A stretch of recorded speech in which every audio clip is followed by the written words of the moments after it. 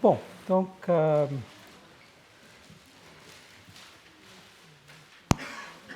je recommence là où j'avais laissé les choses il y a 2 semaines.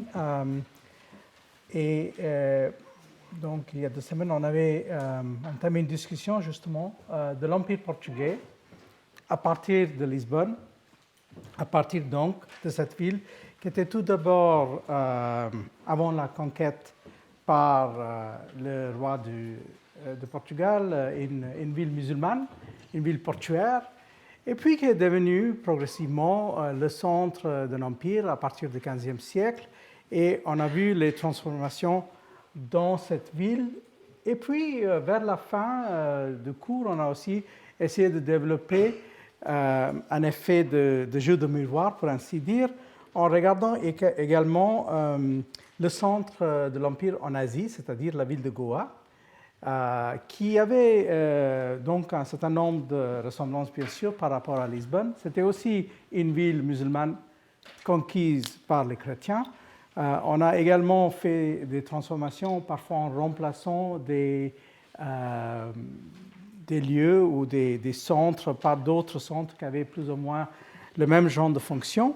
Mais également, on a vu que, en se développant au cours du XVIe siècle, Goa est finalement devenue une ville un peu comme Lisbonne, où on avait plus ou moins donc, essayé d'homogénéiser. On n'a pas réussi à faire sortir tous les hindous, mais on a quand même fait en sorte que la population chrétienne devient la population dominante. Il y avait toujours des hindous, il y avait très peu de musulmans vers la fin du XVIe siècle. Et cette ville, parfois appelée d'une façon un peu exagérément complémentaire la Rome de l'Orient, cette ville était donc une ville qui était considérée en quelque sorte comme une version modifiée, mais tout de même une version qui dépendait en quelque sorte du modèle de la ville capitale qui existait dans le métropole. Mais bien sûr, ce n'était pas la seule ville que les Portugais possédaient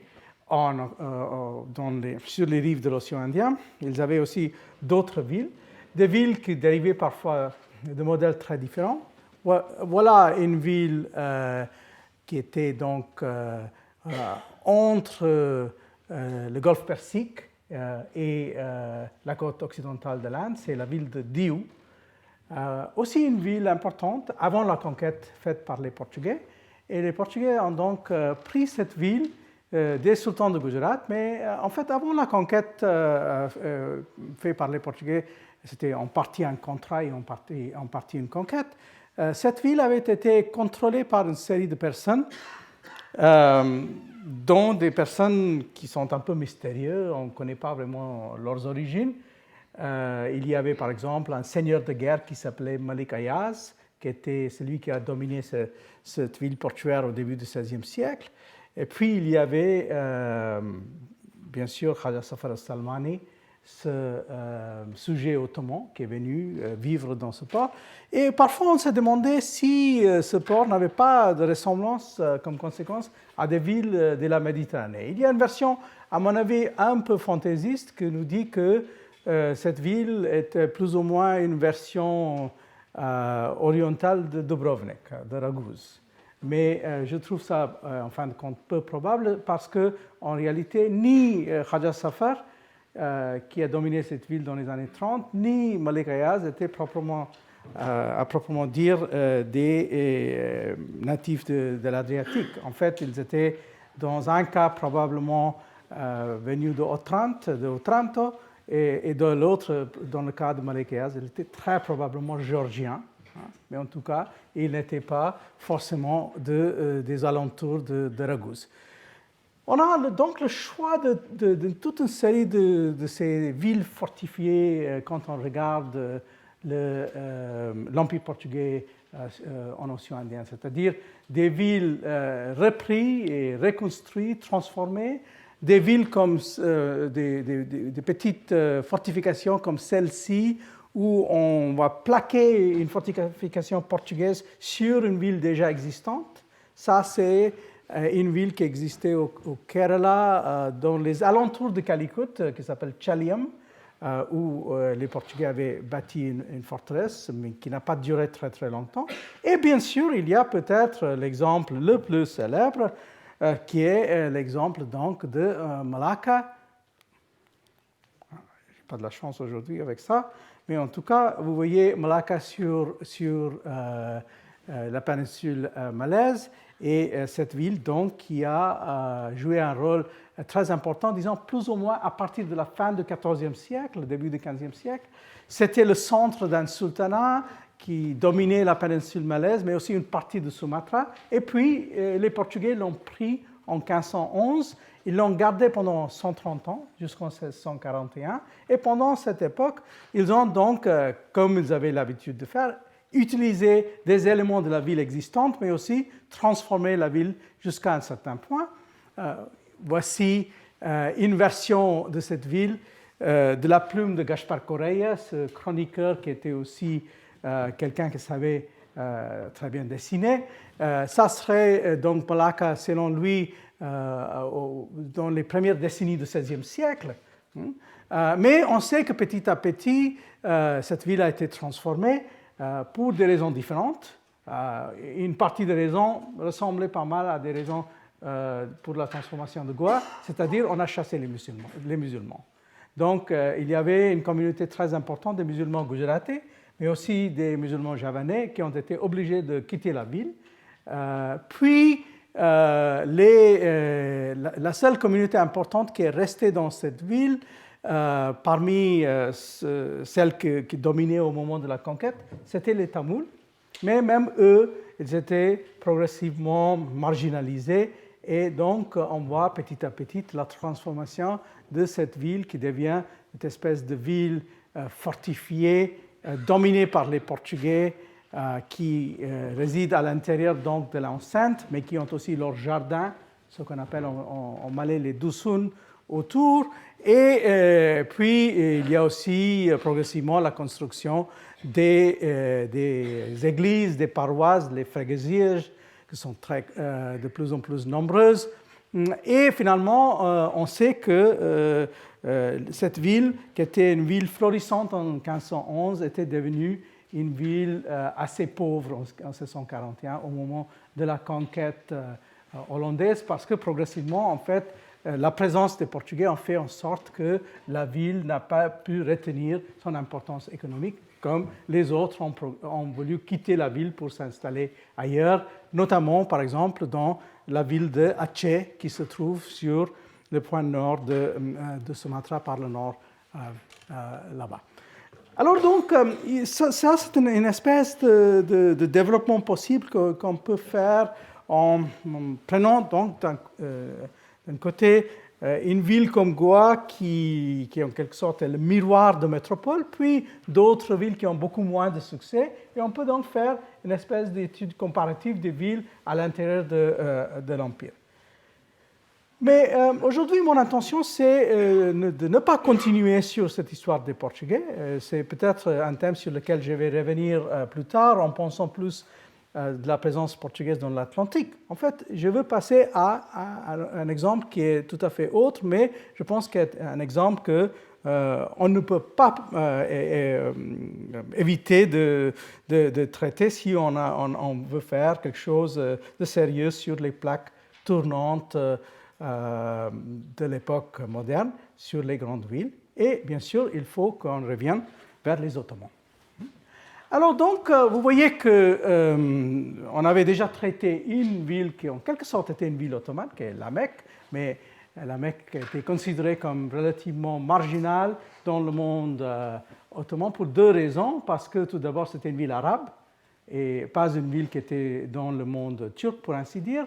Et même les Mecquois avaient un peu ce sentiment de temps à autre qu'ils étaient marginalisés par les Turcs. Et il y avait aussi une autre raison, c'est-à-dire que la Mecque était en fin de compte un peu isolée, il n'avait pas les possibilités de s'épanouir, et en plus aussi il y avait des inconvénients assez importants, comme le fait qu'à l'époque les non-musulmans n'étaient pas censés rentrer dans la ville.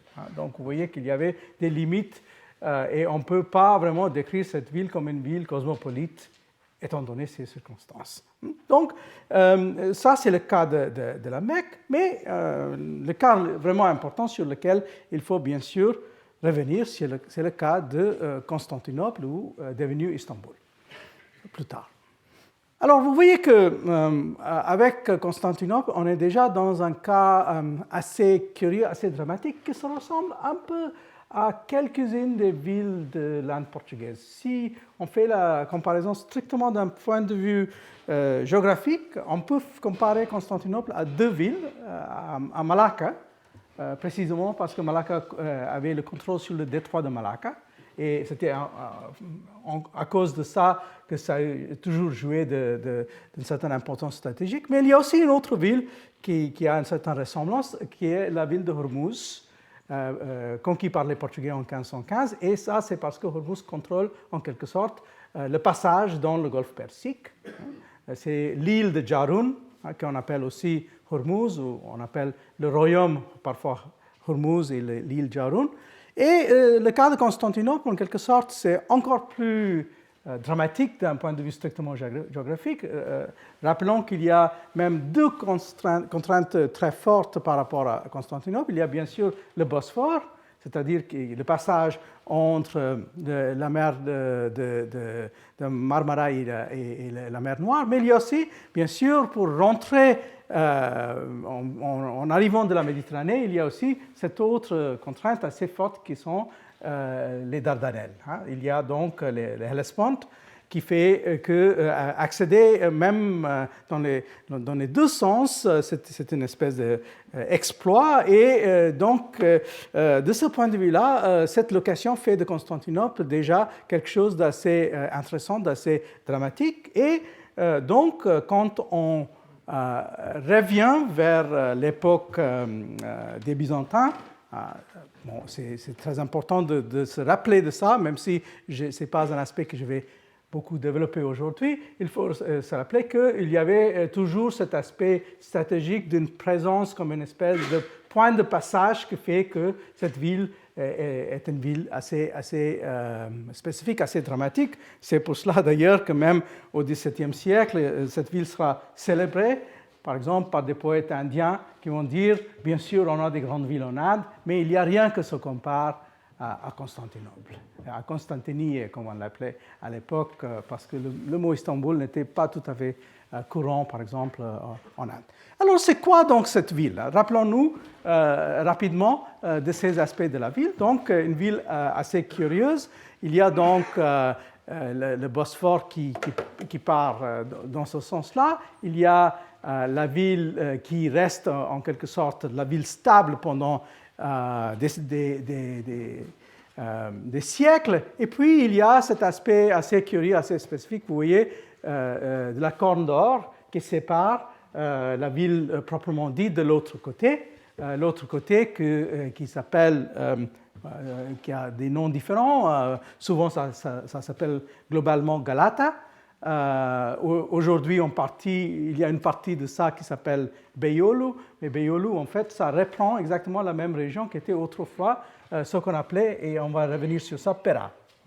Donc, qui était là où, on va voir ça, là où la présence européenne était centrée, par exemple, pendant le 15e, 16e, 17e siècle, ce qui est marqué par le nombre 13, si je ne me trompe pas là. Alors, donc, regardons rapidement la chronologie, même si c'est quelque chose de très connu. Donc, ville fondée plus ou moins au IVe siècle, inaugurée en 330,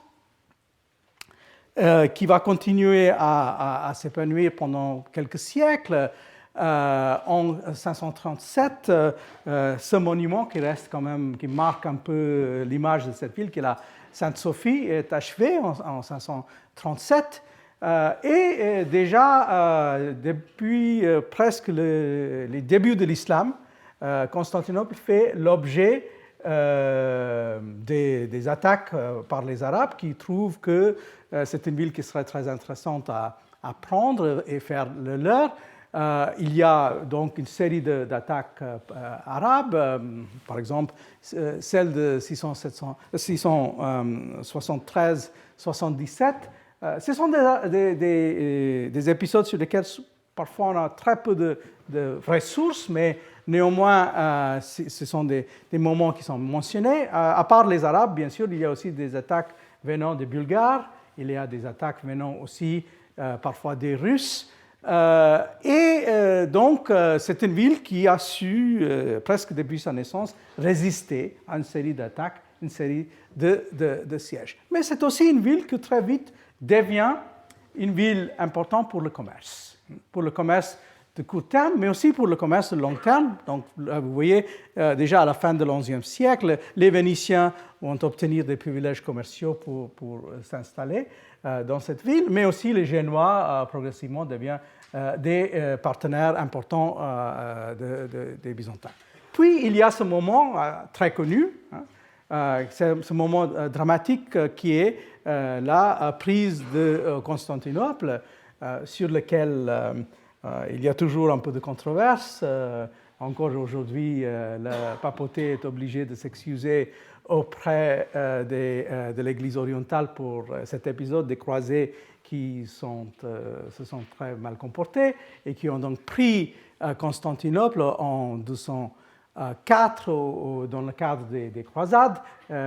Par conséquent, donc, les Byzantins sont obligés d'abandonner la ville, mais ils vont donc revenir avec Michel VIII Paléologue en 1261, qui vont donc reprendre la ville et stabiliser cette ville à peu près pendant un siècle, mais cette ville devient progressivement de plus en plus petite.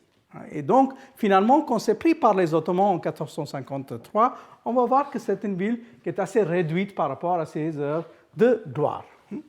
Voilà, donc regardons ce qui est cette ville plus ou moins à la fin de l'époque byzantine et au moment quand ça sera pris par les Ottomans. Il y a une forte présence des Italiens déjà à l'intérieur, même par exemple, dans la défense de Constantinople en 1453, les Italiens vont jouer un rôle relativement important. Il y a des fortifications qui restent assez importantes des deux côtés. Il y a aussi, vous voyez, quelques murailles du côté de Galata. Et puis, il y a ces éléments. Vous voyez la Sainte-Sophie. Malheureusement, ça ne marche pas, donc je ne peux pas vous le montrer avec ça. Mais vous voyez la Sainte-Sophie là. Vous voyez plus haut, en fait, il y a l'Acropolis. Il y a bien sûr aussi les limites de la ville où apparemment à l'époque byzantine, on ne croyait pas qu'il y avait le tombeau de quelqu'un qui était très important au début de l'histoire de l'islam, mais puis les Ottomans ont décidé qu'il y avait un lieu de pèlerinage pour les musulmans qui était à la fin de la Corne d'Or, un endroit qui s'appelle Ayoub. C'est nommé pour Ayoub, qui était un des soi-disant compagnons du prophète. Et puis, vous voyez aussi que il y avait un moment qui a duré assez longtemps, quand les Ottomans ont progressivement encerclé cette ville. Cette ville était devenue de plus en plus isolée, et ça explique aussi en partie que ça a été de moins en moins populé au cours de la fin du XIVe, début du XVe siècle. Et finalement, comme je vous ai dit, c'est pris par les Ottomans au milieu du XVe siècle, ce moment donc, où l'Empire byzantin, là vous voyez la version déjà réduite, et puis ça sera encore plus réduit. Donc, ici, une version assez schématique de la chute. Vous voyez les différents groupes qui ont voulu défendre la ville, parmi lesquels donc, il y a des membres de la famille royale, mais il y a aussi, vous voyez, des Catalans. Il y a aussi des Italiens comme les Trevisano, les Bocchiardi, les Giustiniani. Donc, il y a des Contarini. Vous voyez qu'il y avait ces Italiens qui se sont impliqués d'une façon assez importante, à la fois dans les opérations navales, mais aussi en défendant les murs de l'intérieur. Et enfin, donc, la conquête par les Ottomans. Alors, la conquête par les Ottomans est un moment à la fois très dramatique, mais aussi qui marque un certain nombre de choses qui sont assez mal compris même aujourd'hui, parce que souvent on a tendance de relire cette histoire de ce qui s'est passé au milieu du XVe siècle à partir des sources plus tardives. Il y a bien sûr des sources contemporaines portant sur la conquête, mais les Ottomans ont en fait refait un peu cette histoire. Il y a des générations successives de chroniqueurs ottomans qui ont repris la question de la conquête. On sait qu'il y avait un certain niveau de destruction, mais on sait aussi que dans certains cas assez célèbres, comme celui-ci, il y a un certain niveau de continuité, c'est-à-dire on a gardé et on a réutilisé les bâtiments. C'est exactement le même genre de choses qu'on a trouvé quand le passage était de l'autre côté, c'est-à-dire quand c'était des villes musulmanes qui deviennent des villes chrétiennes. Alors donc, bien sûr, la Sainte-Sophie, la Hagia Sophia, qui est transformée en mosquée, mais tout en gardant des éléments importants qui restent et qui vont d'ailleurs, et on verra ça, même inspirer les Ottomans pour des bâtiments qu'ils vont bâtir postérieurement. Alors, donc, vous avez ça, mais regardons donc ce qui est la population de Constantinople en 1453. On dit 50 000, mais c'est probablement optimiste. C'est probablement même moins que ça, même que 50 000. Mais regardons ce qui se passe. En 50 ans, ça passe de 50 000 à 200 000. Et pourquoi? Parce que, bien sûr, la première capitale importante des Ottomans était Bursa. Et ils ont passé leur centre administratif de Bursa à Istanbul. Donc ça a contribué à la croissance de la ville, mais aussi ils ont fait venir de plus en plus de marchands, de plus en plus d'artisans, etc. Et en fait, c'est une croissance qui va continuer d'une façon encore plus dramatique. Donc vous voyez, on passe de 1500 à 1530 de 200 000 à 400 000. Et là, si vous vous rappelez des chiffres qu'on a pour les villes européennes, c'est quand même très impressionnant, 400 000 en 1530. Ça fait plus que 4 fois Lisbonne qu'on a étudié. Et puis, ça continue, c'est 1 million à peu près à la fin du XVIe siècle. Par la suite, il y a un moment pendant le XVIIe siècle et pendant une partie du XVIIIe siècle, quand on va à peine maintenir ce niveau. Donc, disons que la fin du XVIe, début du XVIIe est en quelque sorte l'apogée. Et puis, vous pouvez aussi regarder pour la comparaison en 1600, que donc à cette époque-là, Constantinople, ça fait 5 fois Londres, 2 fois et demi Paris, à peu près. Donc, c'est quand même, au cours d'un siècle, ça s'est transformé vraiment en quelque sorte. Si on prend, disons, la moitié occidentale de l'Eurasie, c'est devenu en fait la ville dominante. Si on prend la moitié orientale de l'Eurasie, bien sûr, il y a des villes concurrentes comme des villes chinoises ou quelques villes indiennes, bien sûr, ce sont tout à fait comparables. Alors, où commence donc cette transformation? Il y a plusieurs façons d'aborder la transformation, mais en fait, la façon la plus évidente, c'est en commençant par la construction de centres du pouvoir. Le centre du pouvoir, donc, qui est le Topkapı Saray, qui n'était pas appelé le Topkapı Saray, c'était appelé le Nouveau Palais. Le Nouveau Palais parce qu'on est venu de Bruce, et donc on a abandonné plus ou moins un palais pour venir vers un autre. Et là, vous voyez, à gauche, c'est la première porte, et à droite, c'est la deuxième porte.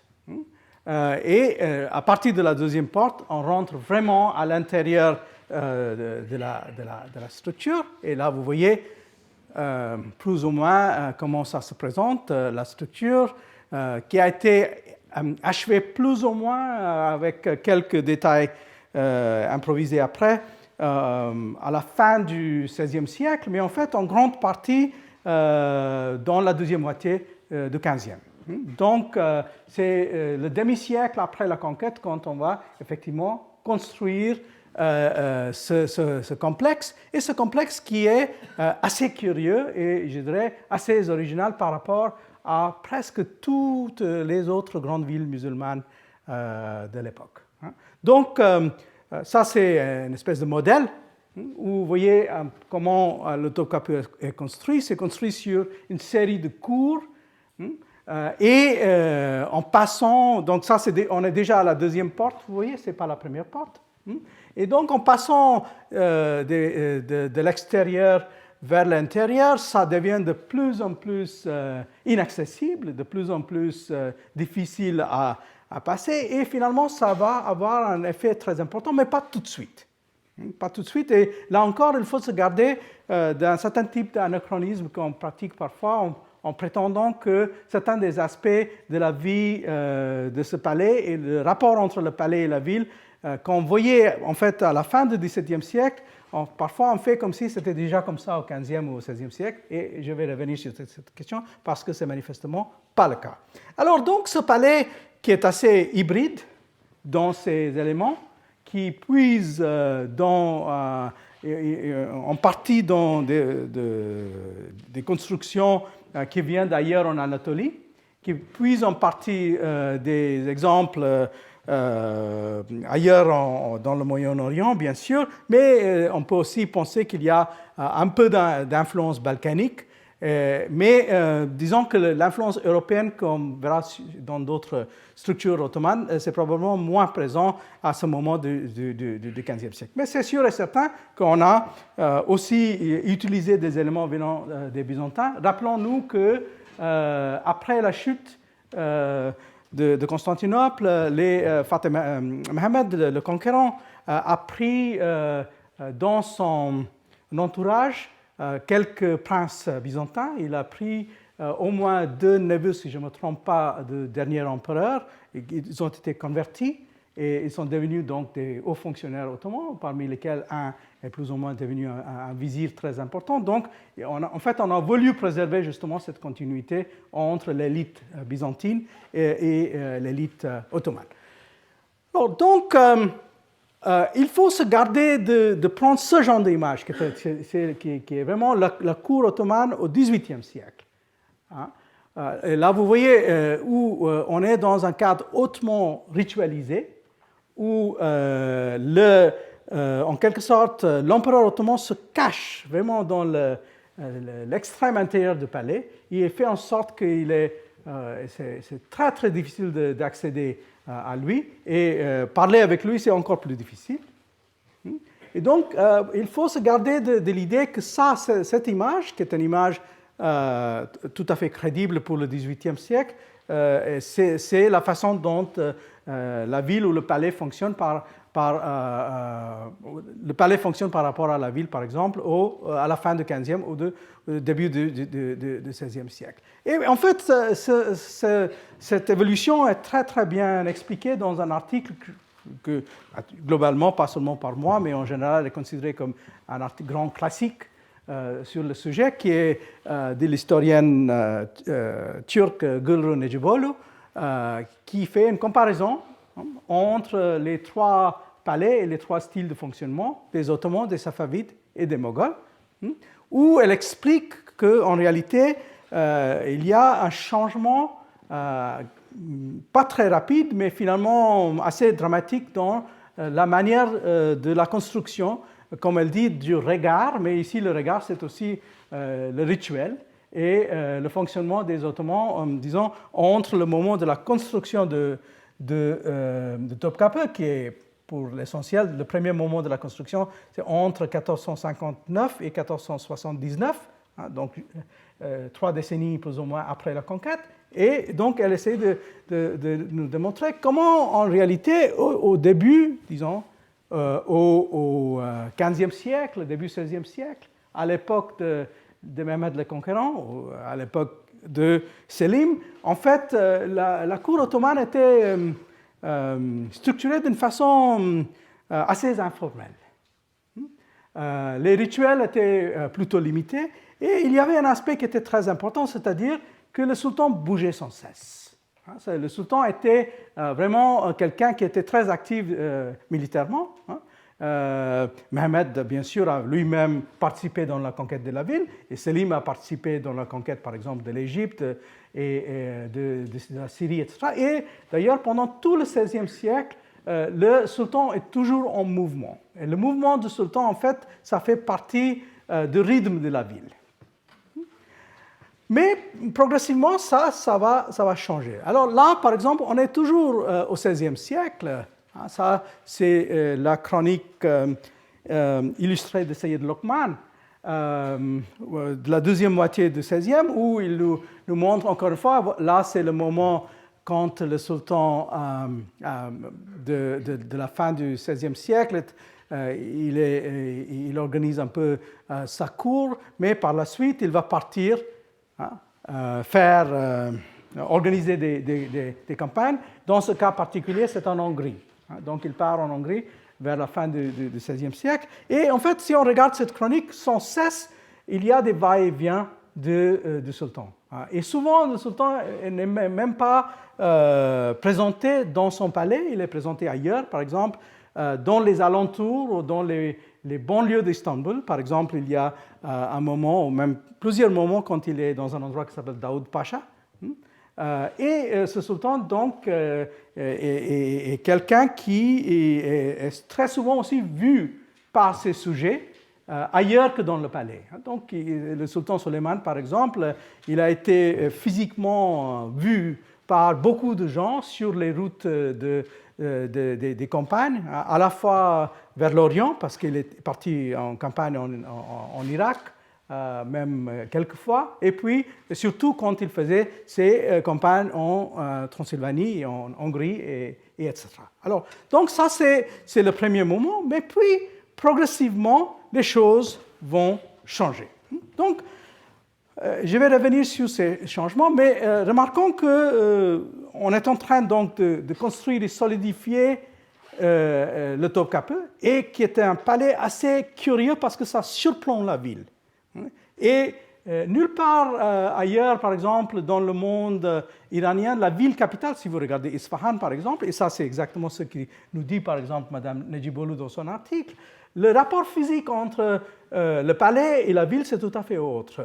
On est à un niveau qui n'est pas du tout cette espèce de niveau qui passe de haut en bas.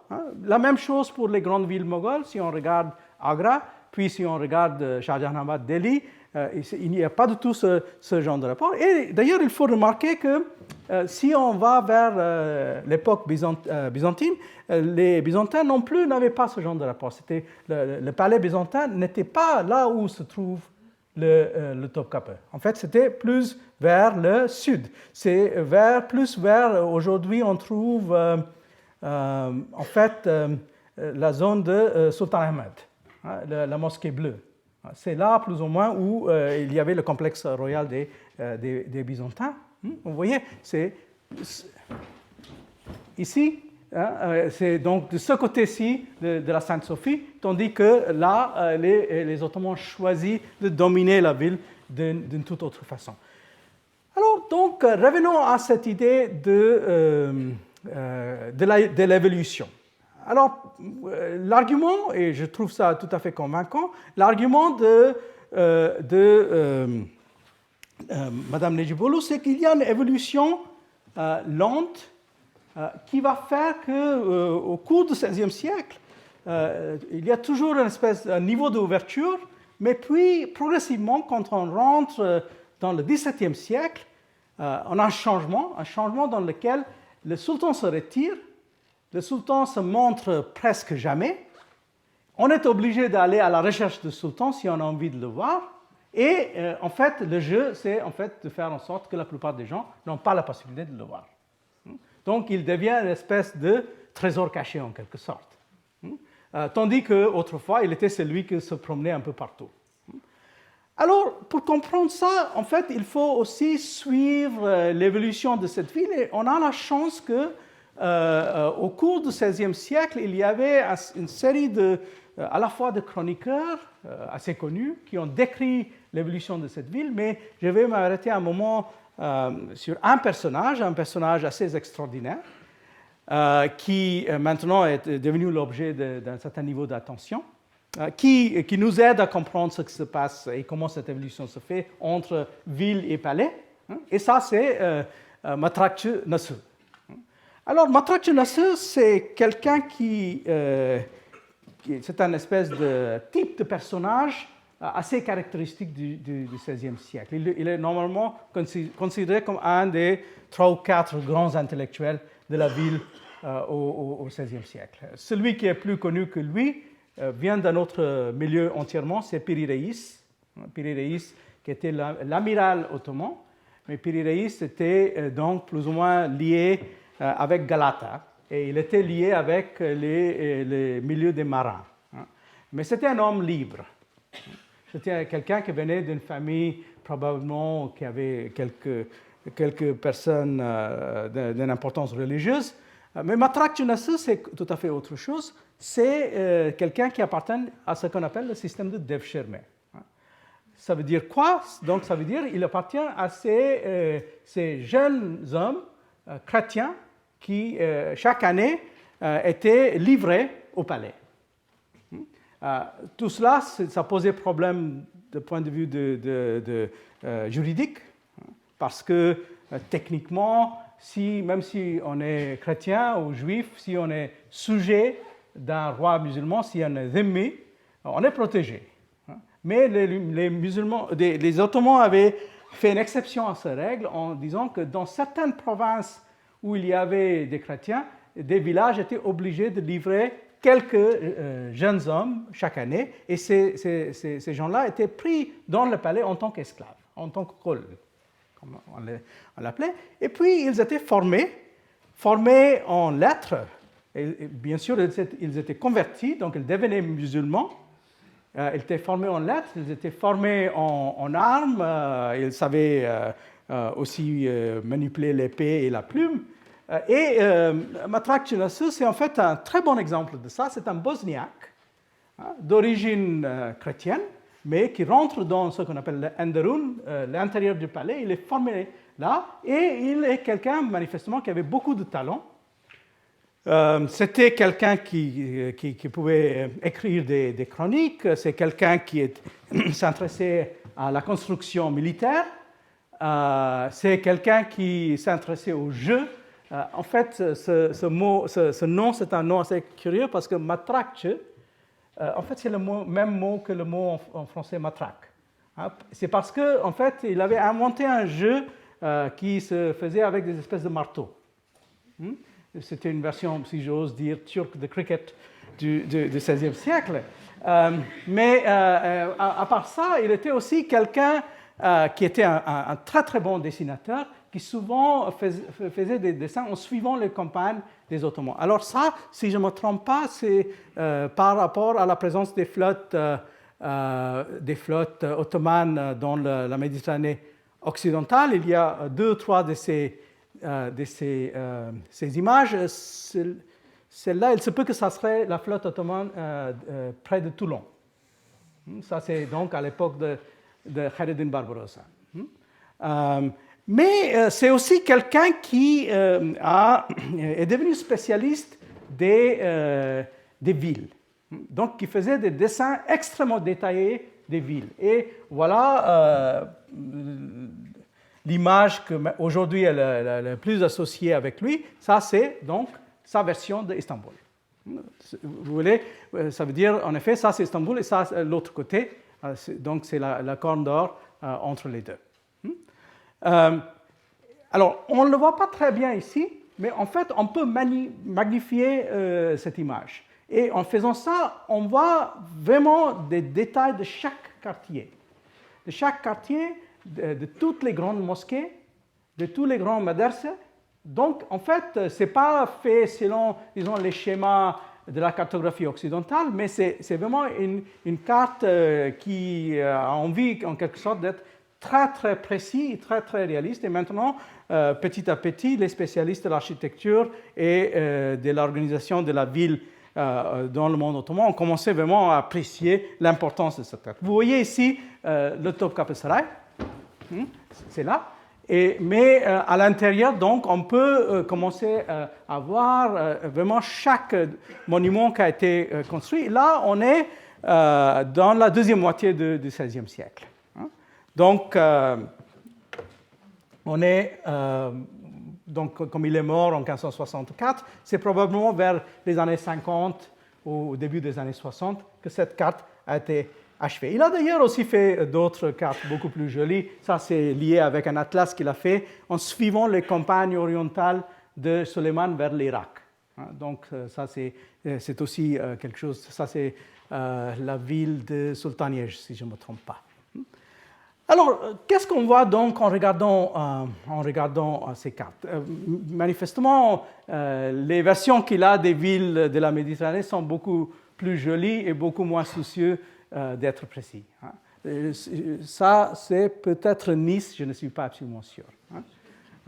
Mais en tout cas, dans le cas d'Istanbul, il a vraiment pris énormément de soin et il s'avère donc du coup qu'il est le premier qui devient un grand témoin d'une intervention qui est en train de se préparer à ce moment dans cette ville-là. Et cette intervention, c'est dû en partie au moins à ce monsieur, Sinan, qui s'appelle parfois dans l'historiographie des Ottomans Mimar Sinan, l'architecte Sinan.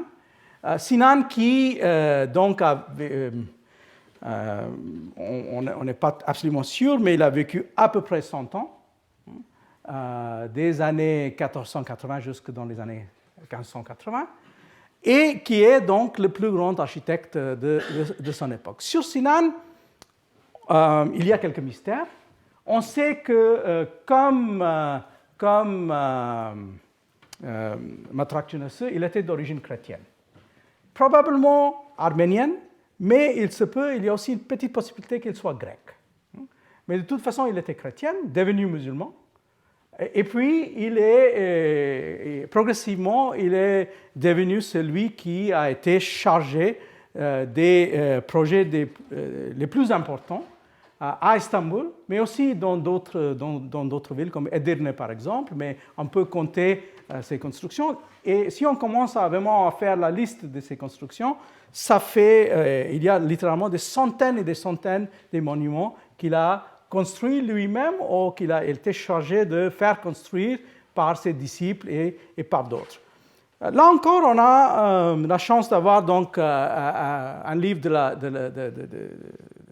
même auteur, Madame Necipoglu, portant sur lui, mais on a aussi cette chance qu'il a laissé des autobiographies. En fait, il a laissé 2 autobiographies plus ou moins complètes et puis 3 fragments d'autobiographies. Et voici donc texte et traduction de ces 5 textes venant du XVIe siècle, dans lequel il explique une série de choses. Il explique, par exemple, des raisons pour un certain nombre de ses choix. On voit aussi quels étaient les monuments que lui, il considérait comme importants et quelles étaient les choses qu'il considérait comme relativement mineures. Il nous dit effectivement qu'il a eu un long moment d'apprentissage, mais c'était vraiment à partir, disons, des années 40 que sa carrière a vraiment démarré, et c'est là où il a fait construire des monuments dont il était vraiment fier. À Istanbul et à Edirne. Et parmi ces monuments, vous avez le Süleymaniye, peut-être le monument après le Hagia Sophia, le plus reconnaissable d'Istanbul, donc qui est la fondation associée avec Süleyman, qu'il a déjà commencé à construire pendant le vivant du sultan.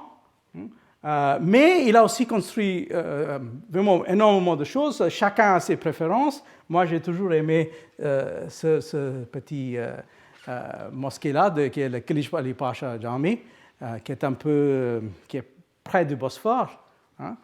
Mais on peut choisir parmi au moins une belle quinzaine de ces monuments dans Istanbul, pour ne pas parler d'autres parts. Et en fait, c'est la transformation d'Istanbul par Sinan qui en partie est documentée dans cette carte de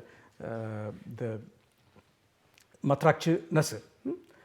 Alors, est-ce qu'il faut donc voir Istanbul comme quelque chose qui est une ville isolée, qui n'a pas de contexte, qui n'a pas des alentours? Bien sûr que non. Bien sûr qu'on ne peut pas faire une analyse à la Skinner. Vous voyez qu'on avait vu dans le cas chinois comment il y avait cette théorie de la ville organique qui pousse de haut en bas. En fait, il y a une espèce de manque de proportion dans le cas d'Istanbul. Mais néanmoins, rappelons-nous, ça c'est plus ou moins la situation dans l'Anatolie au XVIe, début XVIIe siècle. Là, vous avez Istanbul, et vous voyez la taille relative de ces villes, qui est la seule ville qui fait 500 000 habitants. Mais puis, vous avez quelques autres d'une taille plus modeste. Par exemple, il y a Izmir qui va devenir important au XVIIe, vous avez Kayseri, etc. Mais en réalité, il y a une espèce de disproportion entre cette ville finalement et ses alentours. Il y a toujours des disproportions entre les villes capitales et les villes qui les entourent, mais dans ce cas-ci, c'est particulièrement exagéré. Alors, comme pour aborder cette question de la ville dans le contexte, il y a en fait au moins deux façons de faire ça. Parmi d'autres, il y a peut-être encore 5 ou 6, mais je vais choisir ces deux. Une façon d'aborder Istanbul, que ça a été fait par un certain nombre de personnes, était en utilisant un concept qui vient de l'anthropologue Karl Polanyi, qui est de le voir comme ce qu'on appelle un port de commerce, un port of commerce. Ça, c'est un texte classique de Polanyi qui remonte aux années 1950. Ça a été traduit en français sous un titre un peu difficile à comprendre, mais en tout cas, dans cet article, Polanyi a proposé que parfois il y avait des villes qui, en fait, étaient presque totalement redevables à leur situation extraordinaire, parce qu'ils étaient dans une zone de transition, soit une zone de transition écologique, soit une zone de transition géographique. Et vous voyez que si on pense aux origines des Dardanelles et aux origines du Bosphore, bien sûr qu'il y avait probablement quelque part dans le passé très distant des événements sismiques qui sont derrière ça. Mais de toute façon, on peut voir ça comme une espèce de localisation géographique assez extraordinaire, comme par exemple pour Polanyi, la transition entre, par exemple, le monde désertique et le monde de montagne qui pouvait produire un port de commerce. Donc ça serait une façon de voir une ville comme Istanbul. Mais il y avait aussi un autre point de vue, et ce point de vue est celui du plus grand historien ottoman probablement du XXe siècle, Halil İnalcık, qui lui a proposé que en fait, la ville était très peu une ville qui était créée de bas en haut. Il a donc voulu nous dire que, je pense qu'il puisait un peu dans la littérature sur l'Union soviétique, que, en fait, pour lui, cette ville faisait partie de ce qu'il appelait une économie de commandement. Donc, il a donné énormément d'importance à l'intervention de l'État ottoman. Donc, pour lui, cette ville était en quelque sorte la créature de l'État ottoman et il y avait peu d'éléments qui étaient vraiment autonomes par rapport au fonctionnement de l'État. Et là encore, on revient donc en quelque sorte à cette histoire de la tension entre État et ville, ou si vous voulez, palais et ville. Est-ce qu'il faut vraiment prendre au sérieux cette idée du palais qui surplombe la ville, pas seulement littéralement, mais en quelque sorte, c'est un effet vraiment de contrôler la ville, de déterminer en quelque sorte le destin de la ville. C'est une question, par exemple, qui est étudiée dans ce livre relativement récent par 3 auteurs où on essaie de comparer Istanbul avec Izmir d'un côté et Alep de l'autre côté, en faisant donc cette comparaison entre les villes qui sont plus ou moins commerçantes, en quelque sorte. Alors, en fait, à mon avis, ce rapport difficile entre palais et ville, c'est même, on trouve des réflexions même dans ces 2 livres de l'auteur turc le plus connu de nos jours. Si vous avez lu Le nom de Mon nom est rouge, alors là, il y a toute cette question des peintres qui sont dans le palais, qui font des va-et-vient entre un palais devenu très inaccessible, et puis il y a aussi derrière ça toute la question de l'ouverture vers l'Occident par rapport à un monde habité par ces peintres, selon Orhan Pamuk était très islamiste déjà au XVIe siècle. C'est un beau roman, mais même si M. Pamuk a étudié avec les meilleurs historiens ottomans de sa génération dans le Boğaziçi University ou Robert College, il faut dire que les historiens ottomans ne sont pas du tout contents avec ce roman. Ils pensent que c'est une version, un portrait assez faux de ce qu'était la ville au XVIe siècle. Beaucoup mieux, ce sont ses propres souvenirs de la ville, où il parle d'une ville au XXe siècle qu'il connaît plus directement. Alors, donc, avec cette fascination toujours exercée par le grand Turc qui se cache, qui est quelque part sur la ville, qui regarde sans être regardé. Ça, c'est quelque chose qui va devenir de plus en plus une espèce de topos quand on arrive à la fin du XVIIe siècle. Ça fait partie de ces vues d'Istanbul qui sont peut-être les plus célèbres de l'époque moderne de Grelot, qui ont donc accompagné les récits de voyage. Là encore, vous voyez, c'est à partir de Pera, à partir de Galata, qu'on est en train de regarder le Saray, comme on le dit. Même si Grelot était un connaisseur qui nous a laissé des dessins, par exemple, ça c'est la Sainte Sophie, ça c'est une espèce de dessin ethnographique. Il a même fait un très beau dessin, très détaillé du plan et de la construction de la mosquée bleue de Sultan Ahmed Jami. En réalité, il a beaucoup contribué à cette vision très, très particulière. Tandis qu'en revenant sur l'idée de Gulru Najibolu, son idée c'est que, en fin de compte, cette ville où le sultan s'est retiré, c'était en fait le résultat d'un processus politique.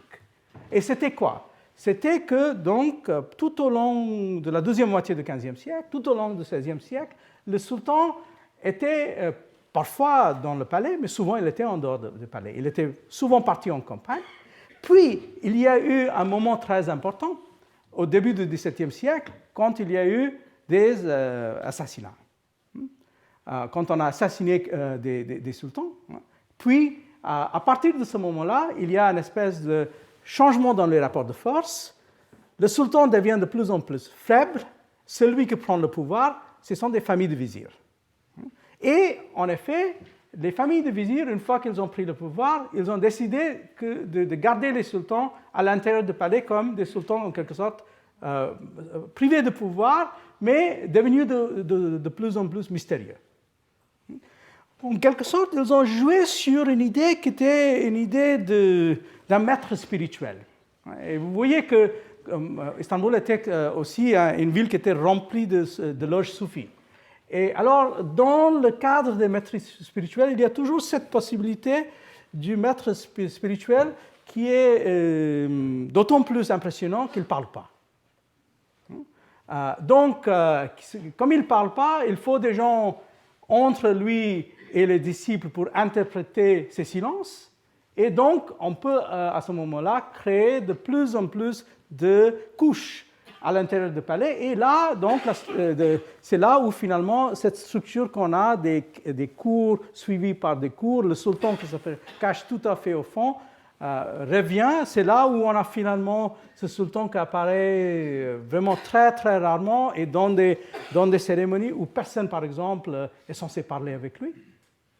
Mais ça, c'est un processus historique qui est en fait le développement du XVIIe siècle. Et c'est là, à ce moment-là, que, en quelque sorte, ce rapport très curieux entre, pour ainsi dire, un sultan barricadé, mais aussi, soi-disant, avec énormément de pouvoir, mais en réalité presque dépourvu de pouvoir, parce que c'est des autres qui détiennent le pouvoir, que ça devient de plus en plus évident.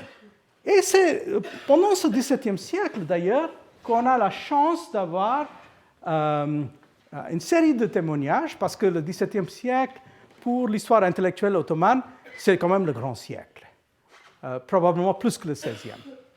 C'est le moment quand on a une vie intellectuelle qui est beaucoup plus poussée. Du côté des Ottomans, on aurait pu mentionner beaucoup de noms, mais j'ai choisi ici deux des plus grands noms, Evliya Çelebi et Katip Çelebi, qui étaient tous les deux en fait, en quelque sorte, ils n'étaient pas des amis, mais ils avaient des amis en commun, ils avaient des maîtres en commun.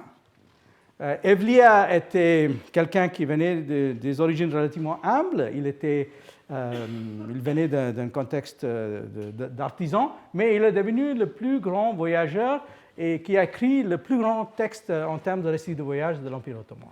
Il a voyagé un peu partout. Il y a quelques voyages imaginaires, il faut le dire. Il parle par exemple de ses voyages en Europe occidentale et on a vraiment des graves doutes s'il a fait ces voyages.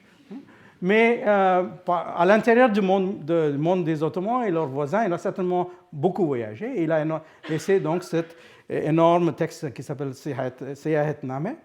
Et l'autre, Khatib Chelebi, est un personnage encore plus extraordinaire, une espèce de polymathe, mathématicien, astronome, géographe, qui a fait des atlas, qui lisait les écrits des jésuites sur le Japon, qui connaissait très bien, par exemple, les batailles navales des Ottomans avec les Portugais au XVIe siècle, et donc qui a été en fait parmi les premiers auteurs ottomans qui a été traduit systématiquement dans une langue occidentale. Il a été traduit en latin, déjà quelques décennies après sa mort.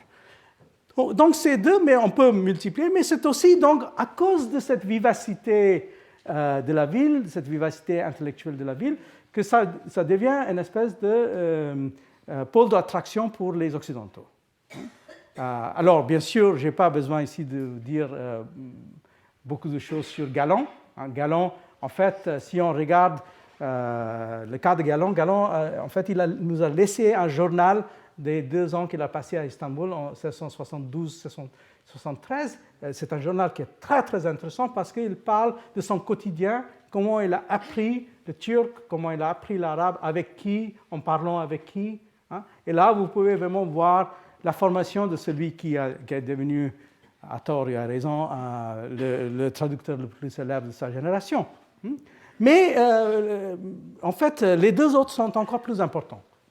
Levinus Warner. Levinus Warner, un Allemand qui travaillait pour les Néerlandais et qui était donc le représentant néerlandais à Istanbul. Mais au lieu de faire le commerce, en fait, il achetait des livres.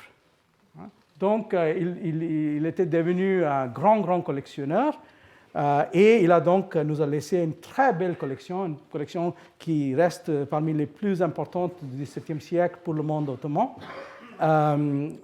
Il a donc légué en partie à l'université de Leyde, mais qui est aujourd'hui en partie en Angleterre. Et puis, il ne faut pas oublier cet autre personnage assez curieux, assez important, qui est le comte Marsigli de Bologne, qui a été prisonnier des Ottomans, mais qui néanmoins avait énormément d'admiration pour eux, qui était, lui, spécialiste de la guerre. Donc, il a, par exemple, rédigé un texte sur l'art de guerre chez les Ottomans. Mais il a aussi, par exemple, il était hydrographe, donc il a fait des études sur le Bosphore qui étaient extrêmement importantes. Et puis finalement, Marsigli, c'est aussi quelqu'un qui nous a laissé une collection très importante de matériaux sur les Ottomans qu'aujourd'hui on trouve à Bologne. Donc vous voyez que finalement, dans ce XVIIe siècle, si on regarde en dehors de ce rapport entre palais et ville, si on va regardez un peu la ville en tant que telle. La ville où il y avait les guildes, les fêtes populaires, les gens appartenant à toutes sortes de professions. Là, vous voyez, on a même des gens qui sont en train de nettoyer les rues, qui faisaient ça comme partie des processions des guildes. Donc, on peut aussi faire avec